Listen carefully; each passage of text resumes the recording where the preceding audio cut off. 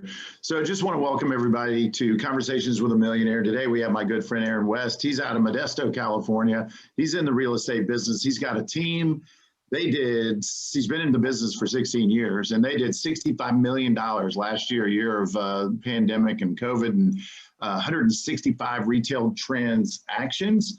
I know you're married happily and you've got a couple of boys. I met one of them at an event we both enjoyed up in Cleveland with Jeff Hoffman, and maybe we'll get to that if we have time.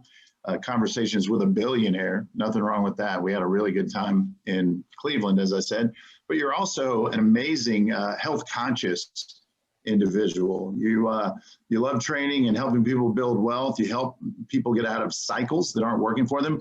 And you've also inspired people to elevate their game when it comes to health. You've had, looks like 4 Ironmen and 20 Ironman 70.3. You're going to have to differentiate the two. I'm not even sure I know the difference. Both sound really challenging.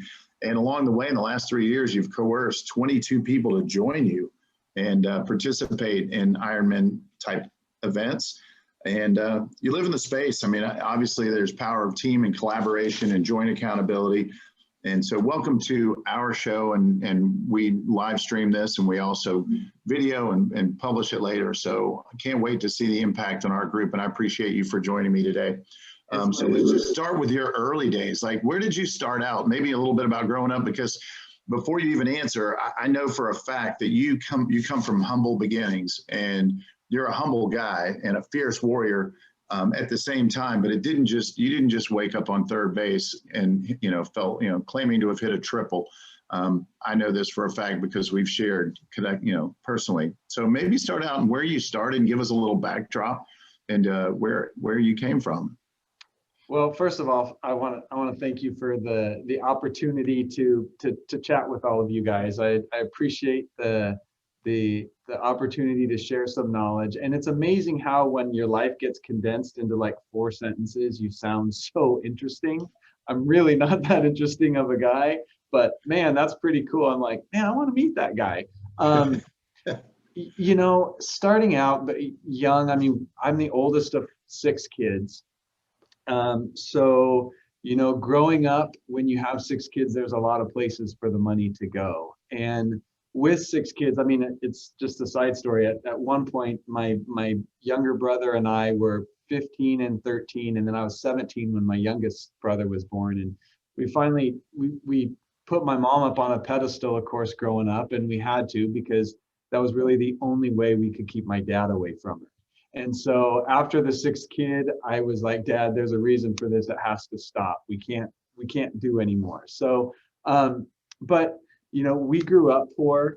My dad was not and still is not comfortable with money. We rented most of our lives. Right now, my parents, make a decent living, but they spend every penny that they had. So we had some really rough places. In hindsight, we grew up in a very loving family household, and I'm so grateful to my parents and love them a lot. But we had some patches where we lived in some pretty rough places. I remember a family babysitting us 4 kids, and they went and bought us all shoes because all our shoes were so messed up that was like their gift to us. And I remember standing in line for government cheese. So coming from a place where, yeah, I mean, we grew up poor, and the good news is that we didn't even know it because our family was really strong. That's cool. Yeah. And I'd heard that story too. You guys definitely humble beginnings, and you're so grounded in what seems to matter most in my experiences with you. So give us a little background on schooling and how you evolved. And then I think you've been in real estate. I've got 16 years or so specific. Before that, and maybe school, what led you down this path, and when did you acquire your perspective around wealth? And at some point, if you don't mind sharing a little bit about what you've amassed, maybe net worth, or maybe your portfolio, or just some idea to add context, I think it'd be hugely helpful. Sure. So did like 2 JC classes and had a bunch of friends that had degrees that were waiting tables. So I decided that wasn't the school for me, and that I'd just rather visit the school of hard knocks and learn from that school. And it's given me a couple of diplomas. I was in the jewelry industry for 10 years. So I worked for my dad. My dad was self-employed, has his own screen printing company. And I was going to get married at 25. And when you work for family, the last person that gets paid is family. So I decided that I needed to find a real career and get a real job. So I applied at UPS and then this local jewelry store, Rogers Jewelers, which is a chain in Northern California, Nevada. I was living in Nevada at the time, and I got the job acceptance from both places on the same day. So I decided to work for both of them. So I would work from 3 in the morning until 7:30. I would run home, I could shower, eat my breakfast, and be at work at Rogers Jewelers to work in retail. So I did that for about 3 years. But Rogers is really where and I was in my mid-20s. Rogers is really where I got my first opportunity to grow and learn, and had a couple of older gentlemen that worked in the company that were, the sales trainers and the vice presidents of the company that really took me under their wing and taught me the value of understanding people and understanding personality types and how to communicate with people and how to sell and how to do it in a way where you're providing value versus trying to sell. It's features, advantages, benefits, grabber. I mean, I had that mantra down to where you talked about what you were selling, the advantages of what it was, the benefits, and then you'd ask them to close. So I built a really successful career in the jewelry industry. I was with them for 10 years. The first guy to ever sell $1 million worth of jewelry with this company in 1 year, and they've been around for 70 years. So was really fortunate to have had the mentors to give me that outside perspective, and then just started learning that by applying these principles and taking baby steps just a little bit at a time, that it leads to incremental growth. So in 2005, I was looking to flip a new home because that's what everybody did in 2005. And so I called my father-in-law, who'd been in real estate since the early 80s, and was talking to him about it. And he said, "Aaron, don't do it."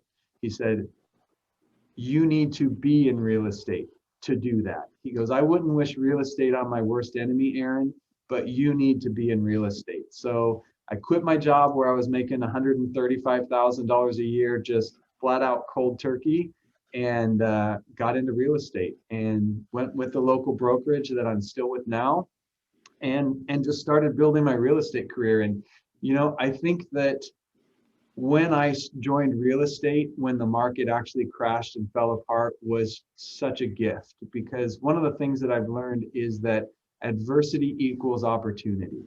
And we talked about this with my team. We had a team training this morning, and that's what we talked about, because this market is, I don't know what your guys' market is like right now, but ours is just, it is a grind. I mean, it's multiple offers, everything's over list, tons of cash offers that are coming in, and it's just freaking work. And so we talked about that in this market right now, and I'm tangenting a little bit, but in this market right now, this is an opportunity for you to get your knife just absolutely razor sharp, so that in the next market, you can't help but shine. And it's the little things in this market that you do that separate you from everybody else. So we're constantly trying to add little things. So back to my story. That was just something we were talking about today that popped in. As far as the wealth building side of things, I, for almost my whole life, relived my dad, and I out earned my spending. When I was working for Rogers Jewelers, I started out making $20,000 a year. And when I left at 135,000, I was exactly as broke as I was when I was making $23,000 a year. And so I got into real estate. I made a lot of the same mistakes that everybody else does, in that I took ownership of my money instead of stewardship of my money. And so when I would get a commission check, I knew that the taxes were due, but that was my money, not the government's money that I was taking stewardship on. So I was behind on my taxes. Every year, I was just 1 year behind on my taxes. And in 2000, when was this? Probably 2000, 12, I've always gotten coached by the Buffini system since 2 months into real estate. And I was at one of the events, and I talked to Brian for a couple of minutes, and he's been a mentor for a long time in an off distance way. But I was talking to him, and I was like, Brian, I don't understand why I can't keep money. I'm making good money, but I'm broke all of the time. And he looked at me, and I mean, we were just standing this far apart from each other, and he asked me one question, and he goes, what's your dad's relationship with money?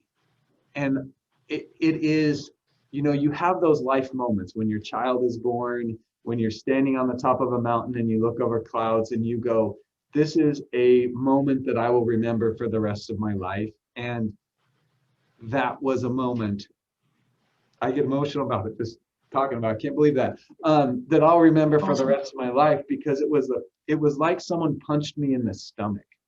Right. Because I'd never thought about how many patterns that we recreate from our youth and that we're not even aware of. And it changed the whole trajectory of my life, was that one question: what was your dad's relationship with money? And as soon as I reflected on that and really kind of went deep with what that was, it allowed me to start changing those patterns that I didn't even know I had. And to this day, I'm still constantly trying to figure out what are the patterns that I'm recreating from my youth that are keeping me from becoming the person who I want to be.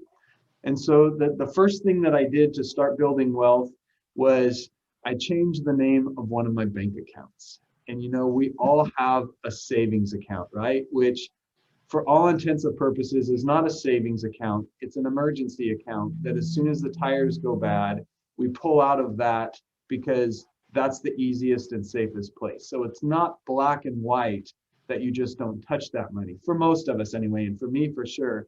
So I went in and I created a savings account, and I named it in the bank, Not My Money.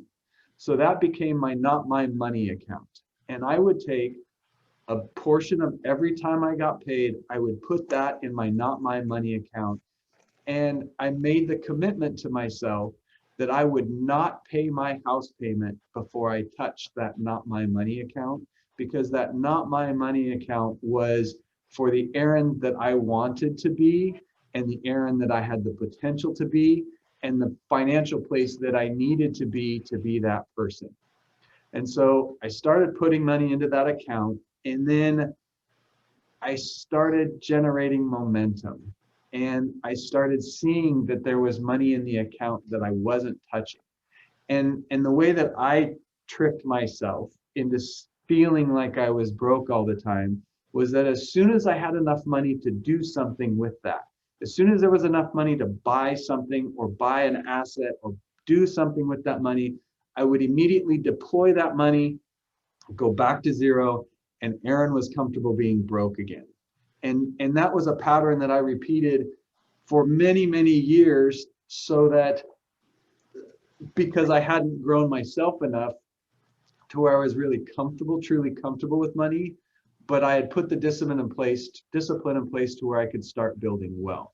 So right now, wealth-wise, in 2014, we're in a group called GoBundance. I don't know if Rick's talked about it before, but we're in a mastermind called GoBundance that is, truly a testament to that you are the people who you surround yourself with, because I am the man that I am today because of the people that I've surrounded myself. And a big part of that group is Rick and the people that are in GoBundance, the guys that are in GoBundance. But in 2014, I was worth about 850,000, and I used this app called Personal Capital, which someone had referred to me, and they're like, it's mint for investors, and you literally put in your whole life. I mean, you can put your jewelry, what the value of your jewelry is, and so you're able to track your net worth. And so since 2014, about a month ago, we just hit $5 million for our net worth. And I made the commitment that I wasn't going to celebrate any number, even though we were probably worth that a while ago. We've got money in all over the place, but I wasn't going to celebrate that until it was 100% defendable. So I think you have to be really honest with yourself on where you are in your net worth journey and how, so I'm going to do one more thing and then you can ask me questions. I'm sorry, I've been on a tangent and a roll. So No, you're rolling. This is great stuff. I think this one of the secrets to building net worth and becoming financially free is actually knowing your number, because whatever number that is, if it's negative 10,000, if it's 10,000, if it's 100,000, people associate that number with who they are, but that has absolutely nothing to do with it. It's simply your batting average, and it's the result of the decisions you've made in the past. So it's not who you are today, it's who you were. That's what your net worth is. Once you have that number, and I would challenge everybody here that it is one of the most important things that you can do as an agent, as an entrepreneur, as anybody really, is know what your net worth is so that you can track your decisions that you're making. If your net worth is going up, you're living within your means, you're making the right financial decisions, and you're putting yourself in the place where you can be who you want to be. Because money doesn't change you, but money, it makes your life a whole lot easier. I can't lie. It makes your life a whole lot easier. And so by knowing what that number is and then starting to play that game, it just makes a huge difference in where you go. So we're kind of diversified into, residential real estate, multifamily. I'm in escrow right now on a commercial property. I have a little bit of money in gold. I have money in Bitcoin. I'm now to the point where I'm spreading out a little bit, but all of it was an inch wide and a mile deep in real estate is where most of the wealth was built. Right. And so when you, I love what you said. You said a few things that I just want to reiterate and make sure everyone heard. One, your first step was creating a forced saving strategy and renaming an account to create a different mindset around that account, which you labeled not my money. So first step is to create, if you don't have the natural ability or willpower to just set aside money, create a system for it. Find a way that it's automatically sucked out. I have a life insurance policy that's a cash value policy as an example, and I've put in it a few $100,000 over a number of years. And I can tell you this, I would not have that account to borrow against that's got tax advantage and it's asset protected if I hadn't had someone smarter than me tap me on the shoulder, or at least more wise about this option. And it's John White with Northwestern who did this for me. And he said, hey, you can not only pave the way to a generational wealth advantage, but you can also borrow against it. And it's asset. Anyway, the long and short of it is every month, $5,000 sucked out of my account. Now, it may be 500 for you to start out, but at the end of the day, you'll look over your shoulder and you'll be stunned by how, baby steps consecutively taken actually add up. And it creates an energy of infinite potential, or at least greater potential. And that sounds to me like what you were able to do in terms of a habit. And then I love this too, ownership versus stewardship. Can you just quickly define what that means to you? I actually did. Yeah. So, and this was a really big mindset shift. And I'd made this shift already, but no one had really verbalized it to me in this way. And it just makes so much sense. Most people take ownership of their money. And you think of like using the example of someone who has a large net worth, let's say just $1 million, and they die. And the kids inherit that $1 million.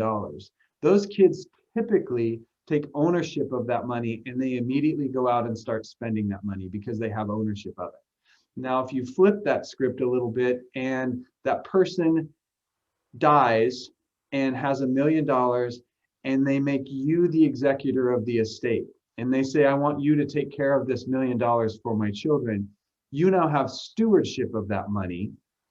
And you're typically going to make very different decisions on how that money is allocated, invested, spent, because you're the steward of that money for somebody else. And I think that's a mindset that if you're able to internalize that and make that part of who you are, where I take ownership of some of my money. We get a salary every single month, and that's ownership. I own that money. I can spend that money, all of that. That not my money account or that money in my business account, I have stewardship of. That's the separation, to where with that money, the only purpose of that money is to go to work on itself and for me, so that, again, I use this all the time, so that I can live the life that I want to live. Man, that's cool. So there is a very clear distinction. We talk about vertical and horizontal income a lot too in our GoBundance meetings, and we track everything. And if you don't, so I'll add one more thing too, that if GPS only works when there's two coordinates. If you really want to know where you're going or where you want to go and you want help, if you don't know where you are, it just doesn't work. It has to know where you are and where you're going. And I also heard you say, once you defined where you were, it's easier to breadcrumb a path, and it's also momentum rich. But as far as how do you establish goals for passive income? Because the path to freedom clearly is that you don't have to go to work and push a button and pull a lever 25 times to generate income. And you've done it, I know, two ways: one, through your investments, and two, with your team. And maybe touch on both and how you see your role. Yeah, so, I have a kind of a different mindset or a different perspective from a lot of people when it comes to passive income versus net worth. And I think a lot of it depends on where you are in your life and what your age is, right? So if you're a young person, I truly believe that your focus should be on net worth building, because net worth can always be turned into passive income. Whereas passive income is typically, there's two ways to invest typically, right? So if you're going to buy a house, you can either buy a house where it's an appreciation play, or you can buy a house where it's a cash flow play. It's very rare that you're able to get both. So when you make that decision on which one you're going to do, if you're making a cash flow play, that's what it is for. It's to give you income every month, but it's not necessarily going to build your net worth. So if you're totally focused on building cash flow and you spend $40,000 a year and you get $40,000 a year of cash flow, when things change and now all of a sudden you need $60,000 a year, you're running in a net negative. So for me, it was very important to me that I focused on building wealth first and then transferring to passive income. So right now, my passive income is actually pretty low because I have a play. I have a plan, and that plan is in 12 years, all of my properties will be paid off. Anything I buy now is on a 10 or a 15-year mortgage, because I don't need cash flow right now because my business supports my life. And so I'm building that egg so that when I flip the switch, my goal is to be making $40,000 a year in passive. I mean, $40,000 a month in passive when I decide to flip the switch. So everything that I'm doing is just playing the game so that when that happens, I'm ready to go. On the team side and on the business side of things, I renamed my business from, it used to be Aaron West, Realtor, all of that kind of stuff. And I renamed it the West Experience because I wanted to build a business. It wasn't about me. It wasn't about my ego, which I did have in like a super high level for a really long time until I started growing up. And then I started building out the team as a business so that, as of, 2 weeks from now, I'm out of production totally. And the team is on board with that. I've brought on a listing agent. So once I'm out of production, my job now becomes building a vision, finding deals, and finding talent. And that's my focus. But it also allows me to, we were in Lake Tahoe for 8 days, and I made 2 phone calls to the office in 8 days because I've been able to build out that business that supports the lifestyle that I want to lead. And that's beautiful. So can you maybe back up the tape a little and give us the early day, what caused, I guess let's start with the end first. What's the team look like today, composition and roles, and then kind of what were the first 2 critical steps along the way? So the team today looks like myself, and then I have a COO who was my assistant. And when I hired him, I was looking for a systems guy. So he tested off the chart for systems and just being there. And he has grown into an amazing leader. So right now I have myself and then Mike, who's my COO. He does all of the day-to-day accountability with the team. He handles the assistants. I've got a full-time person in the office for listings. I've got a full-time, we started a separate business for our transaction coordinating. So I have one full-time transaction coordinator and a part-time. We're transitioning that part-time because she's virtual to a full-time position. And we're in the process of hiring 3 more virtual assistants for one for the team and then 2 for marketing and just filling in other roles. I have 4 buyer's agents and then 1 listing agent. And so one of the VAs that we're hiring, her sole job is going to be the assistant to my 2 top agents so that they can focus on what's important. So I don't even want them to know how to write offers. I want to make their life so easy that they have 0 reason to ever leave the West experience because they're making a ton of money and all they're doing is what they're really good at. And as far as starting out, I mean, God, it's freaking work, man. Real estate is hard work. And so my first hire was an assistant, and Mike is my 4th because my first hire was so bad. It was just, I was hiring out of pain. And so it was just like, I need an assistant. And I plugged her in. And when she finally left me a year and a half later, I found out that her nickname was Crazy Mary around the office because she was bat crazy. And then I've had a couple of assistants. I didn't hire a buyer's agent until 5 years ago. Chris and Sung both came at about the same time. And I think a lot of that was, and I think this is one of the things with agents that it takes a long time to get out of for the most part, is getting out of your own way. No one can do it as well as you. Yes, I can send off the paperwork part of it, but as far as my people, they love me. But the reality is they love the service that your business provides you. And if you can bring on people who can provide that level of service that you are, they're never going to be as good as you are. And actually, that's not true now. They're both better than I ever was at representing buyers. And it's just being able to get out of your own way. And every single time that you do, your business will double. I mean, every time I've got out of the way of my business, then my business has gone up. Chris, who's my best buyer's agent, sold 37 houses last year. Sung sold 32, and then Damien in his first year in the business sold 27. So as we've gotten these systems in place and gotten things moving, it's become easier for bringing the team on.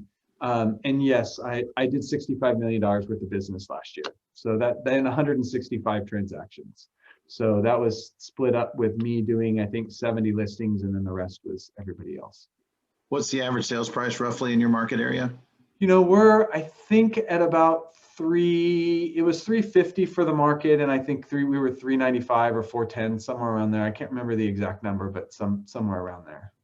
So knowing you, I'm certain you started out referral based and database managed and relationship based marketing. Did you have any other strategies you deploy for lead gen?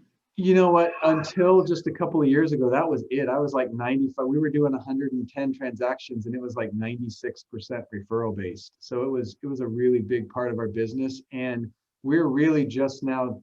We started paying for Zillow leads, which made business sense because the guys are so good that we are at like a 9% close ratio on our Zillow leads. So they're just really good, and it still makes business sense for us to do it.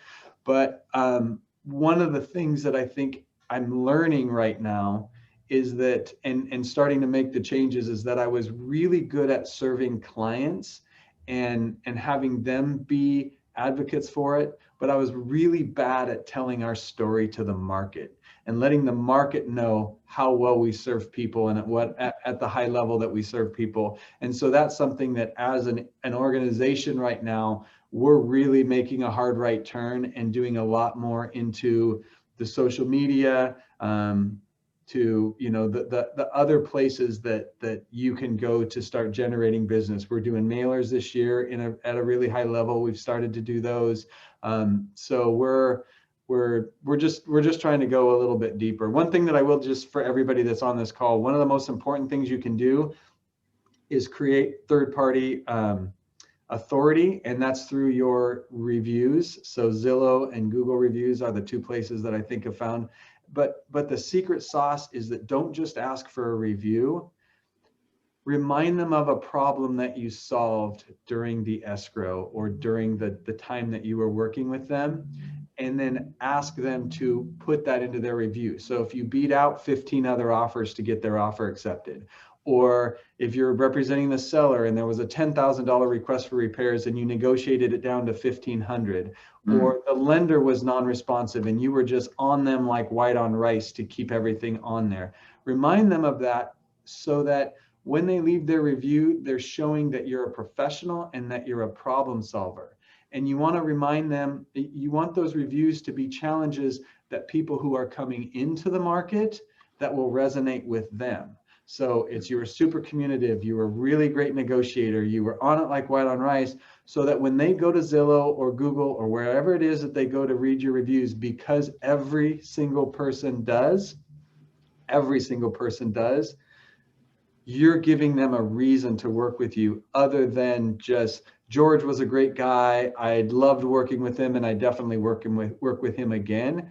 It's so different to hear, George did this, and this for me, and I would definitely recommend him again. So that's just a little nugget that we became really intentional about, that has made a huge difference in the organic business. I think we closed 16 deals last year that were just straight organic, where when they called, they said, we saw your reviews and like how you do business. Can you please help us? Right. Well, good point. And Rick Baldwin, thanks for your comment. People love stories, and people buy stories too. They personalize the story and put themselves in your story.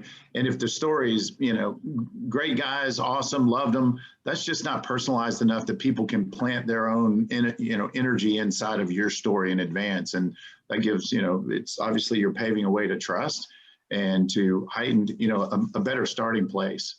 And so thanks for that share. That's awesome. So the more specific and strategic you can be with testimonials, the more empowered that process becomes. What's a day in the life look like for you today? And by the way, in the process of sharing that, if I heard you right, did you say 6 years ago you had a net worth of $800,000, and inside of that timeline, you've taken it to 5 million? Correct. So that should be inspiring. If you guys aren't hearing that, I mean, adding $1 million in net worth on average, it probably was slow, then fast, and kind of accumulated. But so day in the life, and then kind of circle back to how that evolved, or how you might give advice to someone who's sitting right where you were 6 years ago. So day in the life right now is bonbons and soap operas. I love Days of Our Lives and How the World Turns. And so, no, I know that's a lie. No, balance is really important to me. And so, I typically will get up 5:30, 6 o'clock in the morning. If you guys are married, the book, The 5 Love Language, and another book, His Needs, Her Needs, are both really amazing books for you to read as a couple, that my wife and I were challenged to do by one of our relationship mentors. Mm-hmm. And for my wife, quality time and acts of service are her love languages. So we have coffee together every morning for like 15 minutes, and it's just quality time. It resets her day. It puts her in a place where, our relationship continues to grow. So we typically will have coffee for 15 to 30 minutes. And then I have been going on walks every morning. So I get up and I do a 45-minute walk every single morning, and then I'll come back and then we'll start the day. And the day's changed for me, because now that I'm really trying to get out of production, it's trying to fill it with things that are productive for the team and productive for the business. So, I'm doing a lot more with voice to voice and Zoom calls with other top producing agents to find out what they're doing in this challenging market so that we can make sure that we serve our team in a way where their success, equals my success. So spending a lot more time with that. I am still doing some listing appointments just as Damien gets up to speed. But again, like I said, that will be ending. And as far as the building the net worth thing, every single person on this call can be a millionaire in 3 years without any doubt at all. There is no doubt in my mind. And the reason that I know is because I am not the smartest guy in the room ever. I am not the sharpest tool in the shed. I make a ton of mistakes. And if a guy like me can do it by just putting some simple disciplines in place, every single one of you has the ability and the power to be a millionaire in so much faster than you think it is. Brian Buffini says people overestimate what they can do in a year and then underestimate what they can do in 5. And atomic habits, the compound effect, those principles they're principles, right? And principles are facts. And so if you're able to put some of those principles in place and start putting those disciplines in place, being a millionaire is way more achievable than you think it is. It's like when you make $40,000 a year and you're surrounded by all your friends who make $40,000 a year and you say, I want to make $250,000. Your friends are like, you're smoking crack. Here's another hit, man. But if you surround yourself and meet people that are making $500,000 a year and you say, I want to make $250,000 a year, they're like, well, yeah, why wouldn't you be able to make $250,000 a year? You have to improve your skills and bring value to the market, and you can make that money easy. And the same thing is true with building wealth. It's super, super achievable. You just have to put yourself in a place where the people around you are willing to have those conversations about money. I ask every single person that I meet that I'm having a conversation with what their net worth is. I ask them how much they make every year, how much they pay in taxes. And most of them are so taken aback and so floored that I'm willing to ask that question because it's just not a conversation that people are comfortable having. But I'm very comfortable having that conversation now because I've learned so much. And when I meet someone who doesn't say how much they're worth it, but I ask and they say they're worth $10 million, I can have a conversation with them where they can bring me value because they're in a place where I was. If I meet someone and they say my net worth is $25,000, I can now have a conversation with them that brings them value because we're having a conversation and it's not a posturing movie where you are the person who you think they want you to be is. Right. It speaks to being authentic. And it also, you reminded me that, your network typically is your net worth. And it's not because they're necessarily better human beings. It's they're better at something. They've acquired a talent, a skill, a perspective, a willingness to endure the pain so that the gain shows up over time. And so you didn't just wake up at 5 million. I mean, you had to buy your first something at 150 or 200. Maybe describe for someone on the call today who's, I'm talking day one tomorrow. What would you say the first step towards building $1 million in net worth looks like?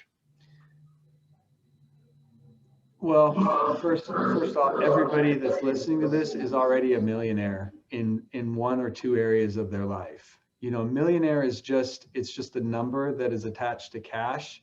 You can be a millionaire in your family, and you can be a millionaire in your health, and you're a millionaire somewhere. You're just not a millionaire on the dollar sign. So all you have to do is take whatever those principles were that got you to be a millionaire in your family life and apply those to your finances to become a millionaire in that area of your life. But I think that the first thing that you have to do is you have to be honest with yourself. You have to be willing to have the conversation. You need to be willing to look at where you actually are today and say, okay, what can I do to start changing that? And once you do that, then it becomes a game. I mean, Rick can talk to this. The guys that I know that have built wealth, it becomes a game. When I saw $10,000 in my Not My Money account, I was giddy. I was like, okay, what can I do to change? How can I get 11 in there? How can I get 15 in there? And then I started changing the amounts that I was putting in there because I was feeling and seeing that momentum. And then the other thing too, I think for building wealth is you have to be realistic in what a base hit looks like. Tim Rhodes, who's one of my mentors, and Rick knows him really well, also gave me a piece of advice in 2014. He's like, Aaron, and he's a super funny guy. He goes, people try and take $10,000 and make it $1 million. And that's just not how it works. He goes, you get rich and you get wealthy by hitting base hits. If you have $10,000 and you have the opportunity to earn $500 in 3 months, a lot of people are like, well, what's the point of that? It's $500, but that's a 20% return on your money. That's a base hit. And so always looking for opportunities to take your money and put it to work for you. If you have $5,000, you can take that $5,000 and turn it into $5,300 without you doing any work for it if you're looking for the opportunity. And the more you do that, then what happens is your non-conscious mind, the big part of your mind in the back of your head that really does all of the magic, starts to go to work for you because you've told it it's important. Up to today, or up to whenever it is you make that decision, you've always told your non-conscious mind, I'm comfortable with where I'm at and I'm happy. And your non-conscious mind says, well, so am I, good for you. And as soon as you start writing down these goals and start implementing these steps and talking to people about money, your non-conscious mind says, oh, that's important. And out of the blue, you're going to hear somebody having a conversation that you're really like, what was that? What did you just say? You need $5,000? And that conversation was going on all of the time around you. Your brain just didn't know it was important, so it wasn't listening for those opportunities. Yeah, excellent point. I mean, there's two conversations that go on in the world, the one inside your head and the one you vocalize outside of your body. And if they're misaligned and you don't have that sense of purpose to the subconscious mind side of it, the things you say to the external world are irrelevant because your subconscious brain usually outvotes and actually dictates long-term behavior and your willingness to stick to it long enough to reap the reward. So awesome point. Let's migrate a little bit into biggest struggle. What are you challenged with today at your stage and state? Dude, I'm so lazy. I'm so lazy. I mean, describe what that means and how you get past it. I think, it's all relative, right? I think that the biggest challenge that we have is always ourselves. It's drift, it's lack of discipline, it's not adhering to the standards that you've set for yourself. It's always me. That's my biggest challenge, is always me, because I know what I'm capable of and I know how far short I am of reaching those capabilities. And I think that's always been the challenge, is me. And fortunately, I put enough disciplines in place to where I was able to, take myself out of control, because I'm always going to take the path of least resistance. And, if you beat yourself up because of that, that's what everybody does. That's what we all do. So my challenge is making sure that I'm putting the disciplines and systems in place to help me achieve what I'm capable of. I don't know, is that the right answer? There is no, man, the right answer is the answer you give us, because that's your truth. And what I know two things about you specifically. I know lots. These are two things that conversation brought back to me. One is that you like to have fun and connect with people, and you're extremely, you're quick to create accountability for your friends and help them, establish, metrics and, okay, get more specific. So maybe, and I bet there's a good overlay in this into your health, the way you view health and lifestyle. And I'll tell a quick story real quick too, that we were in the hot tub at Tahoe after a long day and snowboarding and then classes. And at one point you hopped out of the hot tub and jumped into the creek bed next to it. And I mean like literally a creek bed. And for those that don't know, Lake Tahoe has lots of snow and it's cold as hell. So the water was probably 40 something degrees. And you looked over and you said, I said, what the hell are you doing? And your response was, this is awesome. And you're like, well, not totally, but it's awesome for you. Into the hot tub. And it took me about 10 minutes to decide I wanted to experience that, but it was only through a little bit of accountability and explanation of the, the benefits. And then you inspired me. And then there was a little challenge. So I just know you to be a challenger and great at in inspiring people. And I'm assuming there's a conversation that goes inside your head that helps you stay focused. So I've said a whole lot, but I wanted people to recognize the context of how you attack life. So for a lazy guy, you do a pretty good job staying sharp and running marathons and triathlons. And I mean, so give us some insight into how a lazy person arrives where you have with health and your perspective. So I think the secret is goals, right? And having a vision. So I've had this happen 3 times in my life now, where the very first time I wrote goals down was September of 2005. And I was dead broke because I was in real estate. I'd been in real estate for 4 months and hadn't had a paycheck for 4 months. I had a house that was costing me $12,000 a month between the house and expenses and all that kind of stuff, because again, I was living the lifestyle that I had up to getting into real estate. And I went to a real estate conference and they had me write a 10-year vision, so 2015. And he said, I want you to just wave a magic wand. It's September 12th, 2015. What does a perfect world look like for you? Where are you at? What does your wife look like? How old are your kids? What are your kids like? Where are you financially? All that kind of stuff. And so I wrote this paragraph that was like 3/4 of a page of where I was. We were at our cabin, what my business looked like, what my wife looked like, all of those kinds of things. And I literally never looked at it again. And I was going to do a class for clients in like 2018, I guess. And I was going through, I have a stack of all the things from the conferences that I've been in. I was going through it and I found this page, and every single thing that I wrote down in that 5-year vision, we had accomplished as a family and as myself and financially. And my first thought was, why didn't I think bigger, right? And so I think that what happens when you're specific about goals and specific about your vision, that the people don't give your non-conscious mind enough credit for how much it helps you achieve stuff. So one of the reasons why I am the goal Nazi and the accountability, everybody cringes when I walk in the room when they're going over their goals or when they're going, because I'm going to nail you down to the minutia, because the more intentional you are with writing that goal and the more specific you are, the easier it is for you to achieve it, because your brain knows what you're trying to achieve. If you just say, I want to get skinnier, your brain has no idea what that means.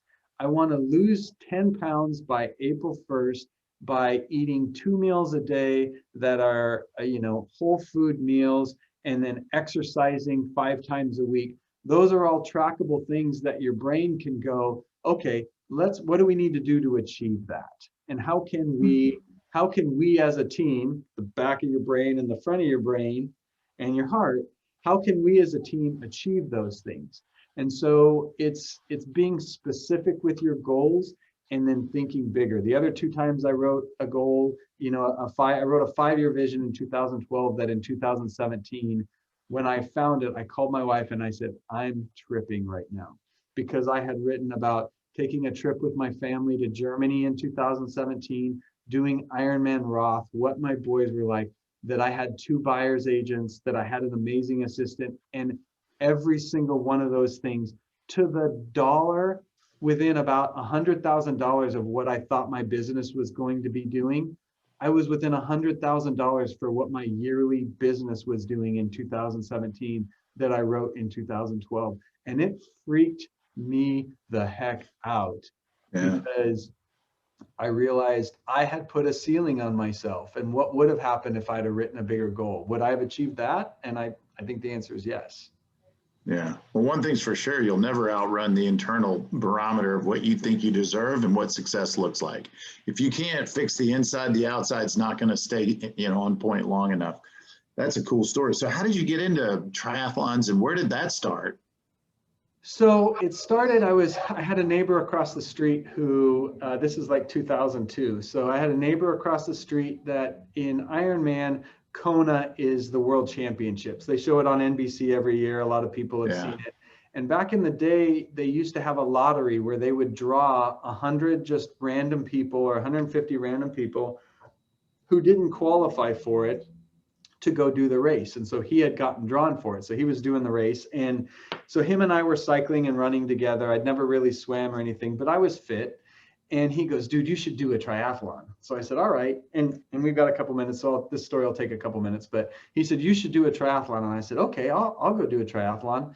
And so I drove the 45 minutes to where the race was.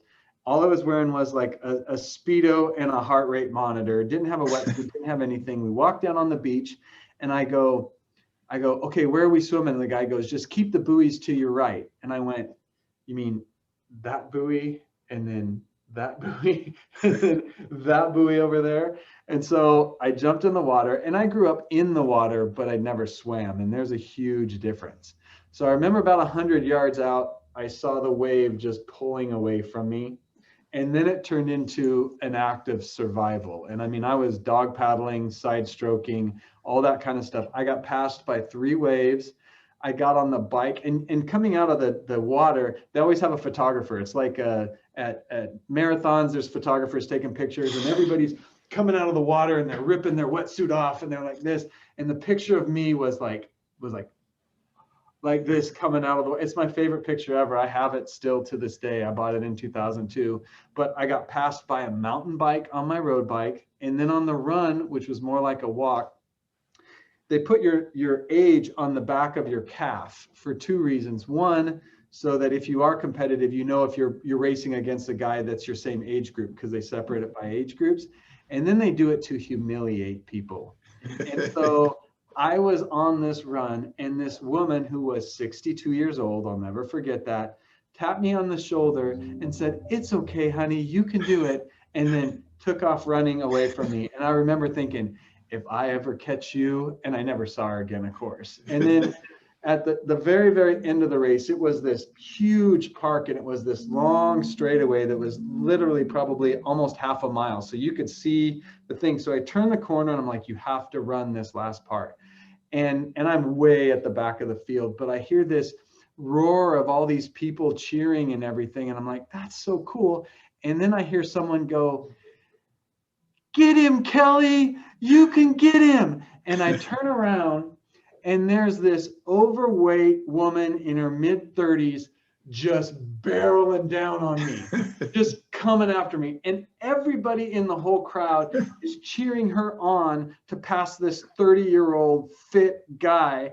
And I swear I've never dug deeper in my entire life, but I beat Kelly. So that was like, I was hooked after that, because I go, you can't go down like that, Aaron. That was just way too humiliating. And that was it. That's how I started doing the triathlons. I went and got a coach and started getting perspective, and then just kind of built up over the years and got to where I started doing Ironmans and doing the long distance stuff. And so you help a lot of people along the way, 22, in fact, just in the last few years, actually compete. You know, if you're sitting back, having never really done a lot of running or swimming, what would you say is step one? I mean, it's one thing to challenge a go-getter and say, hey, do this with me. What would you tell someone, and coattail that with, what are your top 2 or 3 health hacks? Like, how do you get more energy and more vibrancy out of the day? I think if you want to do something like that, you just need to tell a bunch of people that you're doing it. So pick a race, pick a date, and say, I'm going to go do a half marathon. And you can walk a half marathon if you want to. I mean, it's the completion part of it, and it's the activity that you need to do to get to be able to do that. I mean, that would probably be the best thing to do. And the reality is, it's something that I found, that the human body is the most amazing piece of machinery ever. It does whatever you tell it to do. If you tell it to eat bonbons and hang out on the couch, it says, yes, sir, or yes, ma'am. And if you tell it that you're going to do an Ironman in 6 months, it says, no, no, no, no, no. Okay, that's what I'm going to do. And your body changes, your mindset changes. And literally every single person here, unless you have some major health issue, could do a full Ironman in 6 months because I've seen it done hundreds and hundreds of times. It's just committing to it and then taking the actions and then creating the accountability to yourself. As far as life hacks, it started with just committing to drinking water. I was like, I'm not going to drink Coke. I'm not going to drink tea. I'm not going to drink anything. If it's not water or wine, I'm not interested. And so I got rid of all sodas, all that kind of stuff. And then it was just kind of incremental. You can't change your whole eating pattern of 30 years overnight because that's not sustainable. So we just started putting systems in place where I make the commitment that when I sit down for any meal, I can't eat the meal until I eat the vegetables first. So I eat all the vegetables first, and then I'll go to whatever it is that I'm eating. And it's little disciplines like that over time add up to, and I'm like everybody. I mean, I have periods where I've lost like 14 pounds in the last 4 months because with COVID, with wine, with hanging out with my wife, I just forgot about those disciplines for a while. And so then I started putting them back into place, and I started doing, for guys, which is really effective, is intermittent fasting. It's not as effective for women, but intermittent fasting is something that I've been doing and really enjoyed and really see a big difference in my body as well. Yeah, that's awesome. I do that too, and I've lost 15 pounds simply by taking a duration of time and not contaminating it with sugar and other things, and just drinking water and coffee without cream and sugar. And it just, your body wants to find its steady state. You just can't trick it into believing that there's a shortcut. And as far as social pressure, you said there's different. I read this once that motivation is critical to succeeding at anything. The source of the motivation is irrelevant. And so the point in all of that, whether it's shaming or social pressure or just you consciously wrote a goal down and you're not going to let yourself down, or maybe bring in a family member, those are all positive ways to develop new habits and a better focus on success. Let's see, we're at the finish line here. Anybody have a question? We've got about 3 minutes. If anybody on the call had a question, throw it up into the chat. If Brett, you've got anything on your mind after listening to my good friend Aaron here share wisdom for 57 minutes, man, it's been great. And I could go on for days, which is why I kind of hesitated, because I feel like I'm going to open up another area and we'll probably be never finish. I'll make sure that I keep my answers brief. You guys can tell I like telling stories, but I'll keep my answers brief if you guys have questions. I will say this, the sprint triathlon is a great starting place too, where I think you swim, maybe a quarter mile, you bike 12 and you run 1 5K. That's, if you were going that path, and I did that with very little training and survived it. And to your point, there were some people that should not have passed me in the last leg that were blowing by me, that I'm looking at it going, I know in the mirror, I look fitter than that. But it definitely created better energy for me wanting to be a better version of me, which is half the battle. Yes. Brett, anything to throw in, Brett? For those No, I just think this was awesome, Aaron. There's so many nuggets. I've got a whole page of notes here, all down from, man, what was your dad's relationship with money to what does a base hit look like, right? Mm-hmm. And I just think it's no wonder you're on this call successful, because not only are you a student of the game, but you actually put into action what you learn. And you're very actionable. I wrote that down because I think we all suffer from a little bit of lazy, and we all suffer from a little bit of just living life. But you certainly are somebody that I wouldn't dare even try to define you as somebody that doesn't take action, because I just like jumping in the creek, the story of jumping in the creek, you went and took action, right? So I enjoyed it very much. Thank you.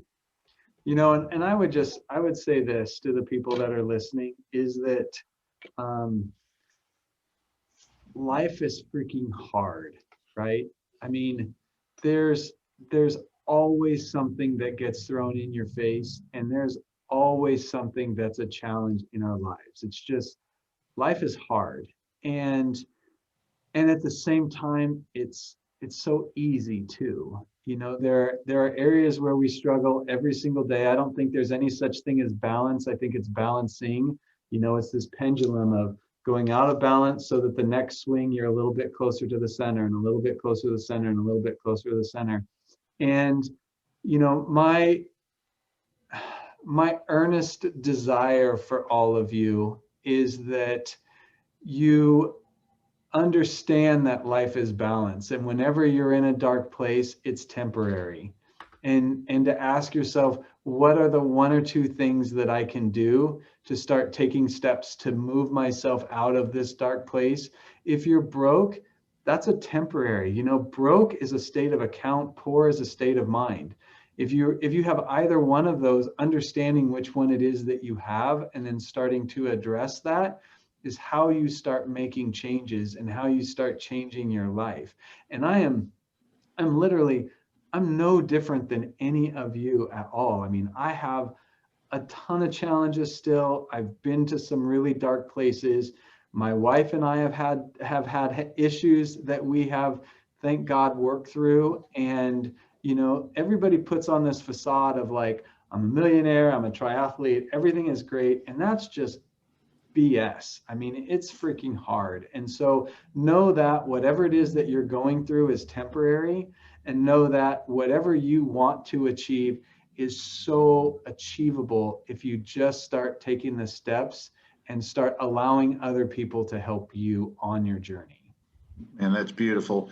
And I tell you, your subconscious brain's paying attention. And when you overcome difficulty and challenges, it puts you in a different place for the next swing and the next at bat. And I'd like to finish. Rick Baldwin asked a good question. What 3 words would you use to describe yourself when you're at your best? And then what 3 words would you want to be remembered by? Oh, see, you're going to get me emotional again. The 3 words that I use to when I describe at my best, I think intentional is one of the words.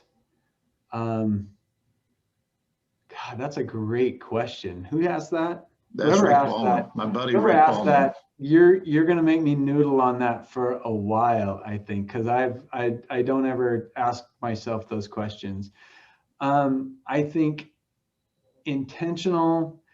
I think a servant would be another one at this stage of my life, and an advocate for the success of other people, I think would be the 3 words that I would describe myself when I'm at my best. Sorry. That's beautiful. And the words to be remembered by, you know, I'd had a personality test, and it was a very different one. It was a conversation with a guy, and he kind of walked me through my life basically, and the people who were the most impactful to me. And, you know, I think that for my grandfather died at 84 years old, and he had 475 people at his funeral. And because he had impacted so many people's lives. And so that has always been like something that is at my core, is figuring out how to gather as much information and as much perspective and as much outside help as possible so that I have the opportunity to pay it forward like that. So I don't know if that's 3 words, but that just kind of is. I would like to be remembered like my grandfather, who died 20 years ago, and there's still Facebook posts that said, remember Red West when he did that. And I know that I'll be gone or I'll be somewhere else, but if I'm able to pay it forward and help other people have great lives, then that's what fulfills me. Man, that's amazing. You're an amazing friend, Aaron, and man, you just don't know what a heart I have for you. And I feel blessed to know you, and blessed that you shared today and are so vulnerable and real. And at the end of the day, I mean, you can be glad you did or wish you had. And I have a feeling your last statement is going to be, I'm glad I did. And I hope everyone listening today walks away with that nugget. And I'm glad you were here today, and I appreciate you, my man. It's my pleasure. Thank you guys so much for having me. I hope there was some value. You're a beautiful human being, my man. Talk to you soon. All right. Thank you. All right, guys. Have an awesome Friday.